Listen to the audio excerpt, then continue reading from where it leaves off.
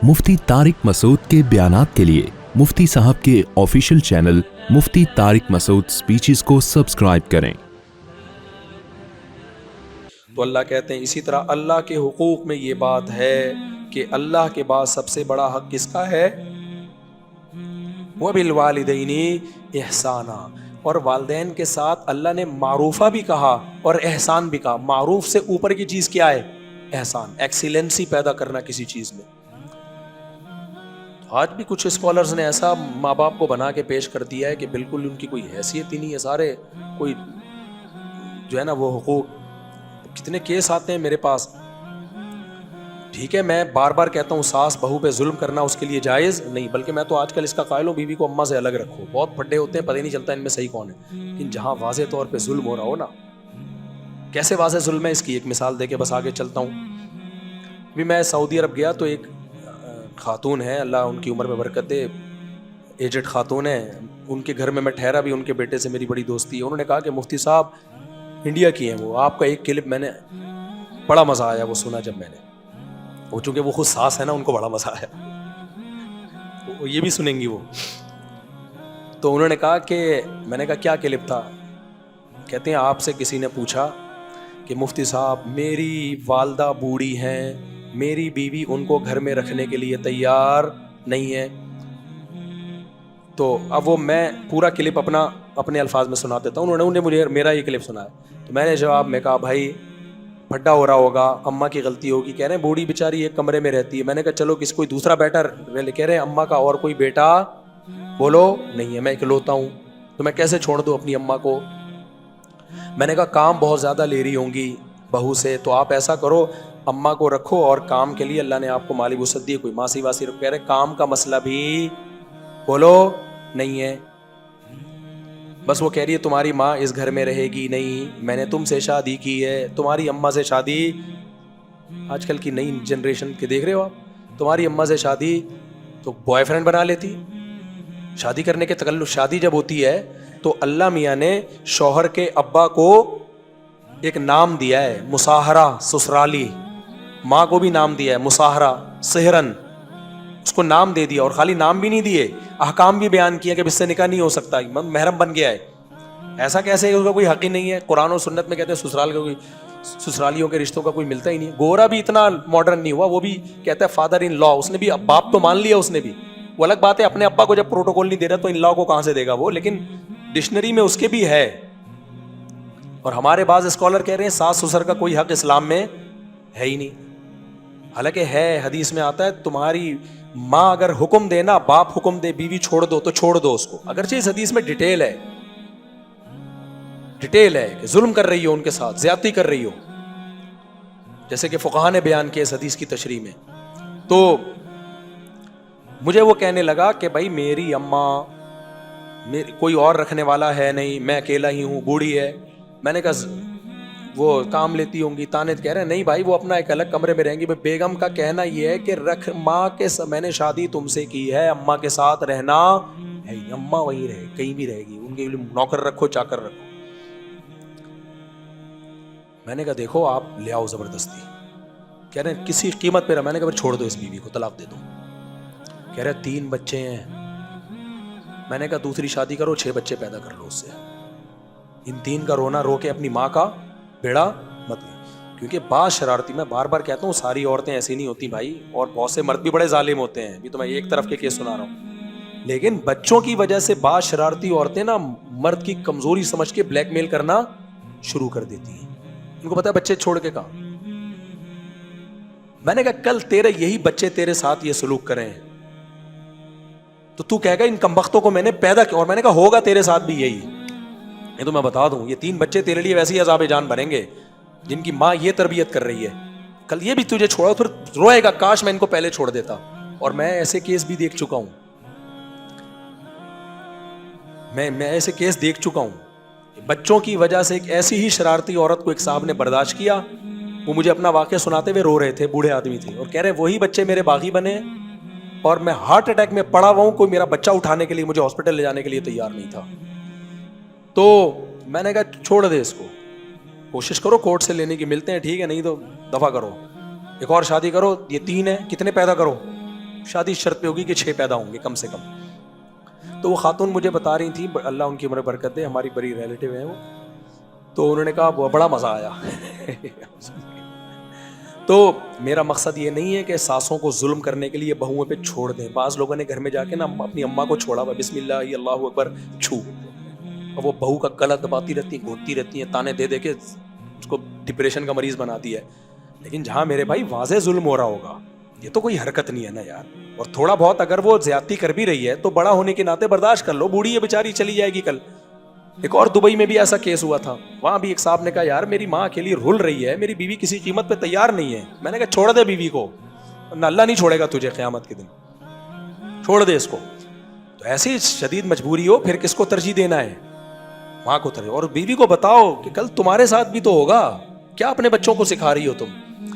تو کسی پہ بھی ظلم نہ ہونے دو, نہ ماں کی وجہ سے بیوی پہ ظلم ہونے دو, نہ بیوی کی وجہ سے ماں پہ ظلم ہونے دو. اور دوسری بات, بڑوں اور چھوٹوں میں جب کوئی گڑبڑ ہوتی ہے تو تھوڑا کمپرومائز چھوٹوں کو کرنا پڑتا ہے, سمجھ رہے ہو, تب گھر بستا ہے. بڑوں کو زیادہ مجبور نہیں کیا جاتا, وہ تو ایک عادت پہ سیٹ ہو چکے ہوتے ہیں. چھوٹوں کو میں برداشت ہوتی ہے, جوان ہوتے ہیں, ان کو کہا جاتا ہے بھائی بوڑھے ہیں برداشت کر لو. تو کمپرومائز چھوٹوں کو کرنا پڑتا ہے. اچھا میرے بھائی, وَلَا تُشْرِكُوا بِهِ شَيْئًا, میں بتاتا ہوں کیا کرنا ہے, شرک نہیں کرنا اور ماں باپ کے ساتھ اچھا سلوک کرنا ہے. وَلَا تَقْتُلُوا أَوْلَادَكُم مِّنْ إِمْلَاقٍ, غربت کے خوف سے اپنی اولاد کو قتل نہیں کرنا. اور اسی آیت کے تحت علامہ ابن کثیر نے لکھا کہ حمل گرا دینا غربت کے خوف سے, یہ بھی اسی میں داخل ہے. آج فیملی پلاننگ والوں نے لوگوں کو غربت سے ڈرا ڈرا کے نا کہ کھائیں گے کہاں سے, کھائیں گے کہاں سے. اللہ کو اس پہ بہت غصہ ہے کہ پیدا ہوتے ہی ماں کی چھاتیوں میں دودھ پیدا کر کے بتا دیتا ہوں کہ میں رزاق ہوں, تو پھر کیلکولیشن کیوں کر رہے ہو بیٹھ کے؟ مجھے چھوڑ کے کیلکولیٹر کو فوکس کیوں کر رہے ہو؟ اس لیے اللہ نے فرمایا نحن نرزقکم وإیاہم, ہم تمہیں بھی رزق دیں گے اور ان کو بھی رزق دیں گے. تو کبھی بھی غربت کے خوف سے بچے مت روکیں, یہ اللہ پر الزام ہے. لوگ اس کو ہلکا سمجھتے ہیں لیکن اللہ کی نظر میں یہ بھاری. ویسے ہی آپ اولاد نہیں کر رہے, آپ کو چاہیے نہیں, ایک الگ بات ہے وہ, لیکن آپ یہ سوچ کے میری تنخواہ کم ہے تو بچے کم پیدا کروں, یہ تو بہت بڑا کس پہ الزام لگا رہے ہو. اس کا مطلب یہ جو پیدا ہونے والا ہے یہ آپ کی اولاد پہلے, اللہ کی مخلوق بعد میں ہے. بھائی اللہ کی مخلوق پہلے ہے, وہ تو مخلوق ہے, اللہ نے تمہاری طرف نسبت کر دی ہے اس کی, جو کسی نے کسی کے تو جھولی میں ڈالنا تھا نا اس کو, تو یہ اللہ کی پہلے ہے. تبھی ماں اپنی شادیوں میں دودھ تھوڑی پیدا کرتی ہے, کون پیدا کرتا ہے؟ اس کو پتہ ہے جیسی پیدا ہوگا. تو اس سائن ہے کہ جب یہ دودھ آئے گا, جب دودھ دے سکتا ہے تو سب چیزیں دے سکتا ہے. اور اگر کوئی زیادہ بچوں والا غریب ہے تو یقین کر لو بھائی اللہ کی طرف سے آزمائش ہے یہ, کیونکہ ایک والا بھی غریب ہو سکتا ہے, زیادہ والا بھی ہو سکتا ہے. اس کا بچوں کی کثرت سے کوئی تعلق نہیں ہے. جیسے اللہ نے ہر بیماری کی دواؤں بہت ساری شفا کے لیے پیدا کی ہیں, لیکن پھر بھی کھا کے شفا نہیں مل رہی ہوتی, اس میں دوا کا قصور نہیں ہوتا, وہ تقدیر ہے بھائی, کہ دنیا میں ساری چیزیں آپ کی مرضی کی نہیں ہوتی. آگے اللہ فرماتے ہیں وَلَا تَقْرَبُوا الْفَوَاحِشَ مَا ظَهَرَ مِنْهَا وَمَا بَطَنَ, بے حیائی کے قریب مت پھٹکو, جو کھلی بھی بے حیائی اور چھپی بھی بے حیائی. اور اسی بے حیائی کو قرآن دوسرے مقام پہ کیا کہتا ہے؟ زنا کھلی بے حیائی ہے. لا تقربوا الزنا, زنا کے قریب مت جاؤ. دوسرا حدیث میں آتا ہے زنا بھی حرام ہے, اور زنا کے لوازم جو مقدمات ہیں نا, جو زنا کی طرف لے جانے کا ذریعہ بنتے ہیں, وہ بھی حرام. تبھی نبی نے فرمایا آنکھ بھی زنا کرتی ہے. آپ فوش موویز دیکھ رہے ہو انٹرنیٹ پر, یا لڑکیوں کے نیم برہنہ جسم کو دیکھ کے لذت حاصل کر رہے ہو, تو آپ کی آنکھ نے زنا کر لیا. آپ لڑکیوں سے باتیں کر کر کے دل بہلا رہے ہو, کچھ نہیں لگتی آپ کی وہ, بس دیکھو نا کسی بندے کا فون آئے گا ٹھک کر کے 2 منٹ میں جواب دے کے رکھ دیں گے. خاتون کا فون آئے گا چپک جائے گا, بہت اچھی طریقے سے سمجھانا شروع کر دے گا, آپ اس کی آواز سے لذت لے رہے ہو, دل بہلا رہے ہو. تو نبی نے فرمایا کس کا زنا ہے؟ کانوں کا زنا. اللہ کہتے ہیں یہ اپنی ڈکشنری سے کیا کر دو, نکال. ایک راستہ اللہ نے بتایا, جوان ہو گئے, بالغ ہو گئے, عورت کی طرف رغبت ہے, اللہ نے کہا 4 شادیاں کرو, کیونکہ جب آپ بولو گے نا ابا میں 4 کروں گا, ابا کہے گے ایسی کی تیسی تیری, تو نتیجہ اس کا یہی نکلے گا کہ اللہ میاں کہہ رہے بھائی 2 2 3 3 4 4 کر لو. جہلم والی سرکار نے اس میں بھی ٹانگ اڑائی ہے بیچ میں اس مسئلے میں کہ کوئی مستحب نہیں ہے, بس جائز ہی ہے. ایسا نہیں ہے میرے بھائی, اللہ 2 2 3 3 4 سے تو شروع کر رہا ہے.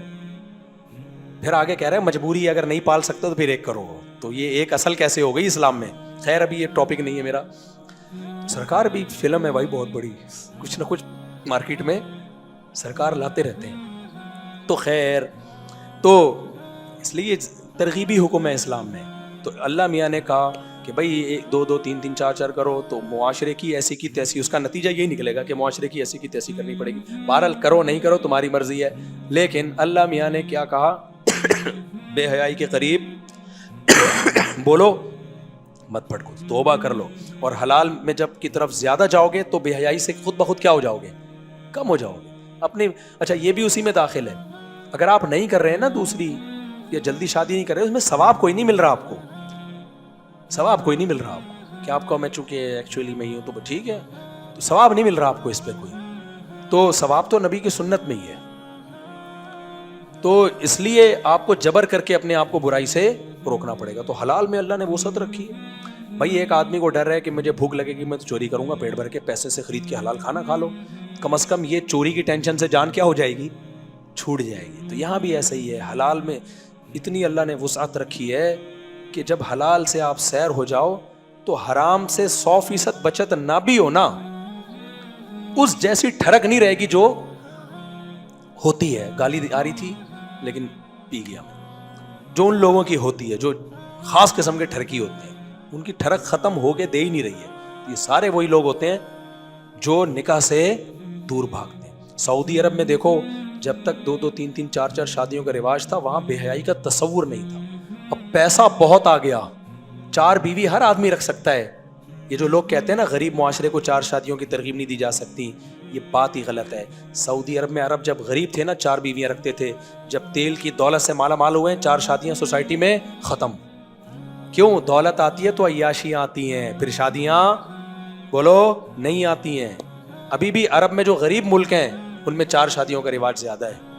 سوڈان غریب ملک ہے, سب 4 4 کرتے ہیں. سعودیہ امیر ملک ہے, 4 کا رواج مارکیٹ سے کیا ہو رہا ہے, شارٹ. وہاں بہت ساری عورتیں بوڑھی ہو رہی ہیں, شادیاں نہیں ہو رہی ان کی.